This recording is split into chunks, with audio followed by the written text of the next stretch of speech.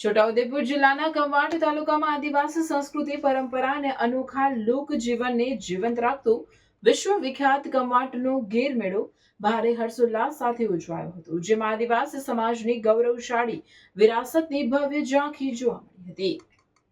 આ વિશ્વ વિખ્યાત મેળાની ખાસ ઓળખ ગેર નૃત્ય છે। કવાંટના આસપાસના ગામડાઓમાંથી આદિવાસી યુવાનો રંગબેરંગી પરંપરાગત વેશભૂષામાં સજ્જ થઈ સમગ્ર શરીર પર સફેદ ટપકા, કમરે મોટા ઘૂઘરા અને માથે મોરપીંછ ધારણ કરી પરંપરાગત લોકવાદ્યોના નાદ પર લયબદ્ધ નૃત્ય કરી સમગ્ર ગેરના મેળામાં આકર્ષણનું કેન્દ્ર બન્યા હતા। આ જૂથો નૃત્ય કરીને પોતાની લોક સંસ્કૃતિ અને પરંપરાનો જીવંત પરિચય આપે છે, જેમાં આદિવાસી સમાજની જીવનશૈલી અને પરંપરાગત કલાનું પણ સુંદર પ્રદર્શન જોવા મળ્યું હતું।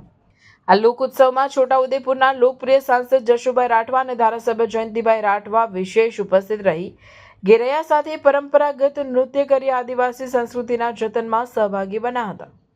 વિદેશી સહેલાણીઓ આ ઉત્સવના સાક્ષી બની આદિવાસી સંસ્કૃતિ અને જીવનશૈલીના અદ્ભુત નજારાને કેમેરામાં કેદ કર્યો હતો। કવાંટનો ગેર મેળો નવી પેઢીને પોતાની સંસ્કૃતિ સાથે જોડી રાખવામાં મહત્વની ભૂમિકા ભજવે છે। ગુજરાતની લોક પરંપરાની સમૃદ્ધિને ઉજાગર કરતા આ મેળાએ સાબિત કર્યું છે કે આધુનિક યુગમાં પણ આદિવાસી સમાજ પોતાની મૂળભૂત ઓળખ અને પરંપરાને વળગી રહ્યો છે। આ પરંપરાગત ગેર મેળામાં જિલ્લા કલેક્ટર ગાર્ગી જૈન, જિલ્લા વિકાસ અધિકારી સચિન કુમાર, પ્રાયોજના વહીવટદાર કલ્પેશ કુમાર શર્મા, જિલ્લા પોલીસ અધિક્ષક ઇમ્તિયાઝ શેખ, મદદનીશ કલેક્ટર મુસ્કાન ડાગર, મદદનીશ પોલીસ અધિક્ષક હર્ષ શર્મા, નિવાસી અધિક કલેક્ટર શૈલેષ ગોકરાણી સહિત વિવિધ અધિકારીઓ ઉપસ્થિત રહી પરંપરાગત ગેર મેળાને નિહાળ્યો હતો।